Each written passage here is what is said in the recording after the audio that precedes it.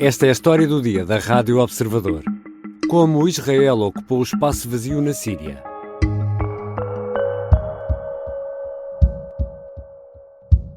אין לנו כוונה להתערב בענייני הפנימיים של סוריה. אבל בפירוש יש לנו כוונה לעשות מה שצריך לדאוג לביטחוננו. במסגרת הזאת, אני השארתי לחיל האוויר להפציץ יכולות צבאיות אסטרטגיות שהשאיר צבא סוריה, כדי שאלה לא ייפלו בידי הג'יהאדיסטים. Benjamin Netanyahu diz que não quer interferir nos assuntos internos da Síria, mas não abdica de garantir a segurança de Israel. É uma das justificações avançadas para os ataques lançados contra posições sírias e a ocupação militar de algumas regiões do país vizinho. Israel reagiu rápido perante a incerteza na Síria, mas porquê? É sobre isto que vou conversar com o professor Jorge Rodrigues, do Observatório de Risco Geopolítico da Porto Business School e antigo militar. Eu sou o Ricardo Conceição e esta é a história do dia de quinta-feira, 12 de dezembro.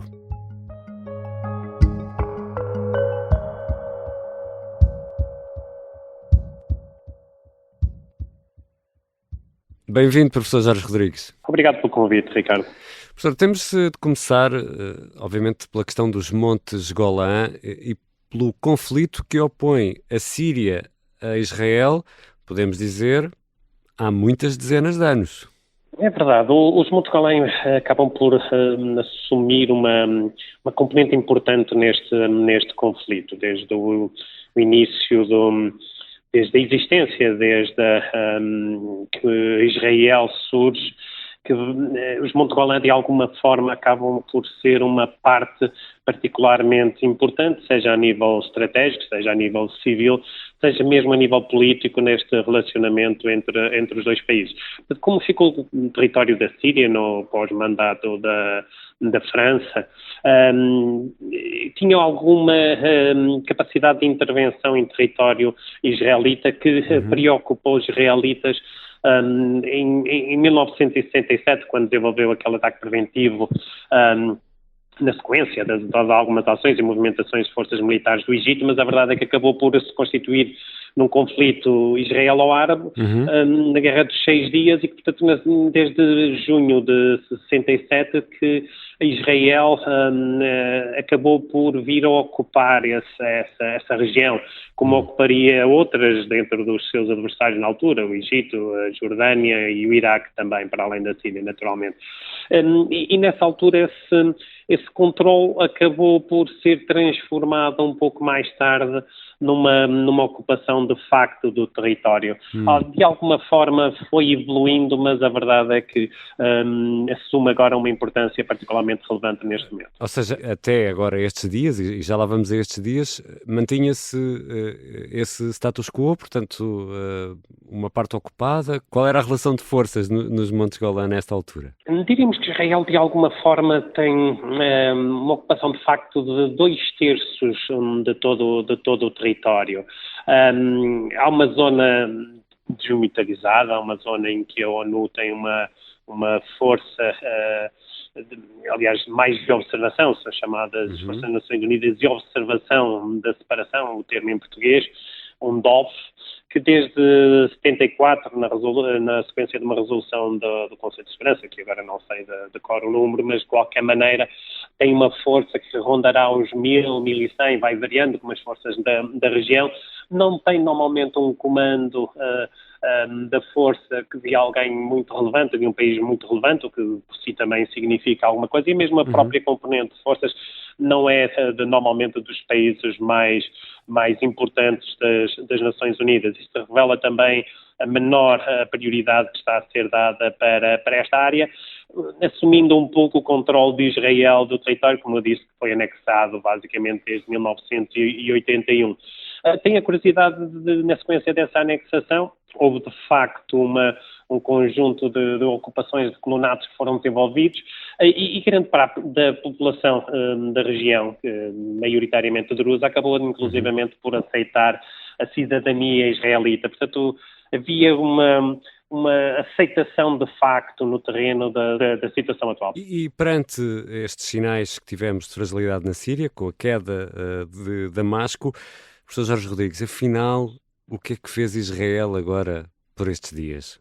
Bem, Israel agiu muito rapidamente. Israel, a sua intelligence deu-lhe algum tipo de informação e promoveu muito rapidamente dois eixos de ação. Estava muito preocupado com a Nova Síria. Isso não deixa de ter um significado particularmente importante quando estamos a falar na guerra com 7 frentes, que é basicamente o que estaríamos aqui em análise para a visão de Netanyahu, e era importante solidificar a segurança. Pode ser vista, como tem sido por muitos atores regionais, como uma segurança demasiado alargada, mas a verdade é que estava em causa realmente aqui uma das frentes que preocupavam Israel. E os dois eixos de ação basicamente foram promover uma zona tampão e ataques em profundidade. O primeiro eixo, a zona tampão, basicamente o desenvolvimento de um alargamento da área de influência nos Montes Golã, no sentido de controlar a região, de ir um pouco mais além no território para assegurar que aquela região não seja ocupada por forças que sejam consideradas hostis. E os ataques aéreos sobre vários meios militares, aéreos, navais, terrestres, defesa aérea, etc., sobre depósitos de armamento que definitivamente não queriam que caíssem em mãos menos recomendáveis e que pudessem vir a perigar a existência de Israel. E também do comando e controle, seja ele político, seja ele militar, mas que de alguma forma esses meios pudessem vir a ser utilizados no desenvolvimento de ações contra Israel. Já voltamos à conversa com o professor Jorge Rodrigues, ex-militar, professor universitário. Qual será o grande receio de Israel em relação à situação na Síria?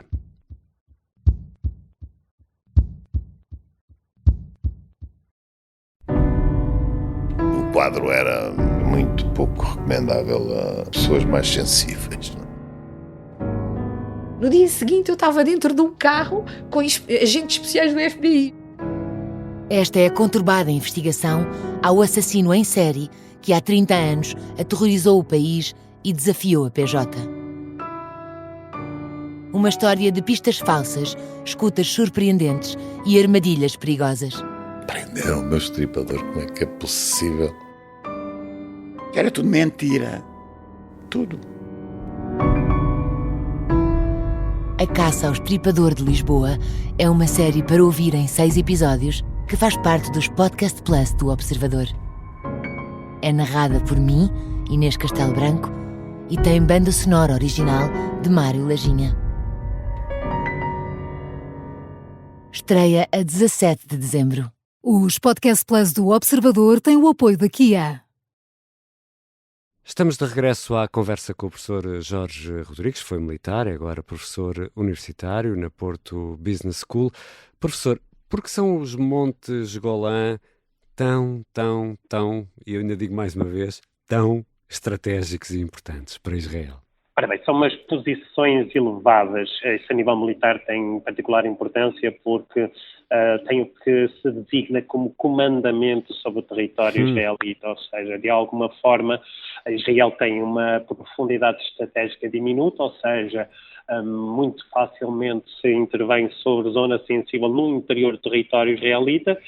Isso é preocupante não só por atingir áreas civis e, portanto, bastante populosas e que poderá causar grandes baixas em todo o sistema social e económico do país, como a nível militar, obviamente, com uma entrada e com uma profundidade de ataque que realmente poderá ser sempre difícil reagir, mesmo com as reservas, com a capacidade que Israel tem. A verdade é que poderá demorar e ser capaz de repor a situação da frente com alguma dificuldade. Portanto, militarmente, há ali uma componente particularmente relevante se for ocupada por forças hostis.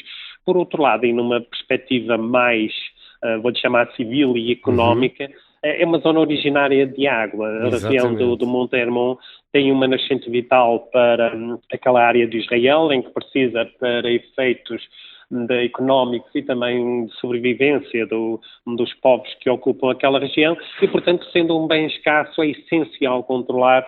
Quem tiver esse controle terá, obviamente, uma capacidade de influência, pelo menos operacional na região, que determina outro tipo de capacidades para a globalidade da ação no momento. Professor, não deixa de ser curioso que em pleno século XXI, com a guerra dos drones, com tudo isto, neste aspecto particular dos Montes Golã, portanto, a posição elevada ainda é muito importante em termos militares, como seria há centenas ou milhares de anos, e a questão da água, é ali que nasce a água. Isto é mesmo... São duas razões aparentemente tão simples e que são elas que fazem mover esta roda, não é? Isto não deixa de ser interessante. Ricardo, sabe que de alguma forma os dois conflitos maiores que decorrem chamaram-nos um bocadinho à história e de alguma forma nos levou a pensar que os conflitos não evoluem à velocidade que eventualmente poderíamos achar e que realmente a evolução tecnológica é grande, sem dúvida, mas que por outro lado a ocupação de terreno e o boots on the ground terá sempre uma vitalidade particularmente relevante em todo tipo de ações militares e obviamente a nível económico a água será sempre um dos conflitos que sempre foi apontado como futuro, seria a eterna luta pela água, nomeadamente em países que muito dela precisam, claro, dada a escassez que existe. Israel foi apanhado de surpresa pela facilidade e rapidez com que os rebeldes sírios tomaram o poder? Ricardo, eu acho que todos fomos um pouco surpreendidos pela velocidade dos acontecimentos e eu até acho mesmo pela total ausência de resistência das Forças Armadas da Síria. Aliás, os russos acusam Assad disso mesmo, depois de todo o investimento que tiveram no país, como tudo caiu muito rapidamente. Mas eu, de certo modo, recordo-me um pouco do Afeganistão, da forma como os talibãs tomaram rapidamente o poder e a maneira como os norte-americanos achavam que tinham deixado, digo os norte-americanos porque lideraram, mas toda a NATO esteve presente, como achavam que tinham deixado, e eu estive no território e sei bem como estavam montadas todas as estruturas de comando e controle, o equipamento que ficou, e obviamente fomos todos muito surpreendidos pela velocidade dos acontecimentos. As dinâmicas de terreno acabam por nos pregar estas perdidas. A realidade normalmente acaba por surpreender. No entanto, Israel será sempre os mais informados. A sua intelligence é uma referência a nível mundial e estaria muito avisada em relação seria uma crónica de uma morte anunciada, uma expressão que eu vou usando relativamente a este avanço. Inclusivamente, Israel poderá estar a par de outros atores. O poderá aqui é muito efetivo, de outros atores como a Turquia principalmente, mas há outros, no apoio e preparação desta resistência, não necessariamente de uma forma totalmente direta, mas há aqui formas indiretas que realmente foram apoiadas para a velocidade dos acontecimentos, para a capacidade operacional que foram demonstradas. E porquê? Por três razões maioritárias. Uma, para criar algum tipo de instabilidade interna na Síria, para impedir um poder centralizado forte e que, se nós virmos desde o início, o eixo de resistência realmente passava um bocadinho também pelo território sírio, e para poder, de alguma forma, intervir mais facilmente quando quisesse atingir alvos prioritários na Síria. Portanto, terá sido, mas por outro lado, teria também já acompanhado os acontecimentos ao ponto de estar preparado para reagir. Portanto, não foi totalmente apanhado de surpresa. E estas ações militares israelitas rápidas, em força, também são uma forma de atingir ou mandar uma mensagem ao Irão, o Irão que aparentemente não teve grande capacidade de reação? Naturalmente que sim, naturalmente. Esse é a componente global, eu diria mesmo, é essencial nesta análise. Não nos podemos centrar no conflito direto, temos que nos afastar um pouco e ver a globalidade. Há aqui um ajuste das placas tectónicas, a competição pelo poder mundial, etc. Tudo isto está aqui em jogo numa região. Alguns atores ganharam muito. A Turquia, por exemplo, que ganhou em toda a linha. Erdogan deve estar felicíssimo.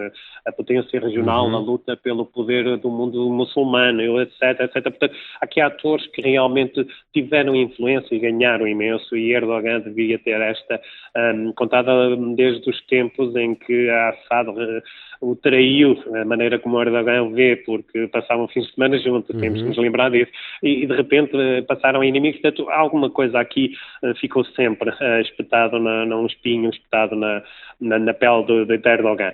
Agora, o eixo de resistência ficou muito fragilizado com os últimos acontecimentos, não há a mínima dúvida. O Irão foi incapaz de reagir, o Irão está num momento de fraqueza, a Rússia, como apoiante, seria incapaz de lhe prestar o apoio que eventualmente poderia, porque já demonstrou não ter a incapacidade de manter 2 teatros de operações. A doutrina israelita de bater por fases os seus inimigos está a resultar de alguma forma, estou aqui sem fazer análises pessoais, mas apenas pragmáticas e de facto, e o Irão foi perdendo o Hamas, foi perdendo o Hezbollah no Líbano, o Houthi não consegue alimentar, os vários Hezbollahs, os 3 Hezbollahs que existem na Síria e no Iraque, perdem capacidade, e depois a nível interno está a debater-se com graves problemas, seja a nível político, seja a nível social, a sua economia demonstra uma fragilidade tremenda e, portanto, há de facto aqui questões que deixam o Irão numa situação preocupante. Contudo, queria terminar deixando aqui bem claro que não se poderá encostar à parede a um adversário como o Irão, porque ainda tem a sua capacidade e pode reagir para a frente, promovendo uma escalada de quem não tem nada a perder. Isso nós sabemos que esta estratégia iraniana já tinha cerca de 40 anos, e vai tentar, obviamente, reorganizar-se e voltar a ser um ator influente na região. Não é que o deixasse de ser totalmente, mas está, de facto, num momento fraqueza. Os rebeldes sírios querem dar mostras de tolerância, estão agora no poder, não querem ser vistos como os talibã, vêm de fações fundamentalistas islâmicas.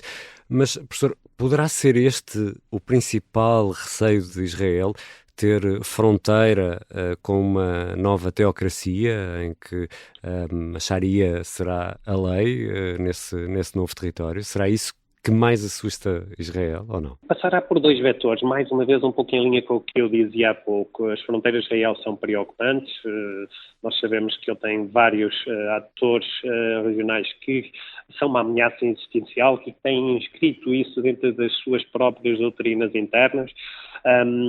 O jihadismo salafista, ou basicamente o ortodoxo, o mais ativo, o mais confrontacional na fronteira será sempre preocupante. Isso é uma evidência. O Israel ser um inimigo que une é outro problema também, que é o poder surgir algum tipo de alianças, que agora inclusivamente algumas serão improváveis e que inclusivamente o Irão poderá vir a ser um aliado futuro com esse regime. Vejamos o que o Irão fez com os sunitas do Hamas, não seriam uns aliados naturais, mas com um adversário comum realmente tudo se consegue ultrapassar e, portanto, Israel pode ver aqui 2 problemas, que é um ataque direto, uma preocupação direta e depois a transporte e a projeção de influência por um ator mais afastado, mais externo e que deste modo consegue estar na sua fronteira. Portanto, é preocupante para Israel, é uma ameaça e Israel de alguma forma vê que o momento de intervir e de criar algum tipo de segurança num conceito alargado é este e o momento terá que implicar algum tipo de ações, como já vimos anteriormente. Muito obrigado, professor Jorge Rodrigues. Obrigado, Ricardo. Até breve. O professor Jorge Rodrigues pertence ao Observatório de Risco Geopolítico da Porto Business School. Esta foi a História do Dia. A sonoplastia é da Mariana Sousa Aguiar, a música do genérico do João Ribeiro. Eu sou o Ricardo Conceição. Até amanhã.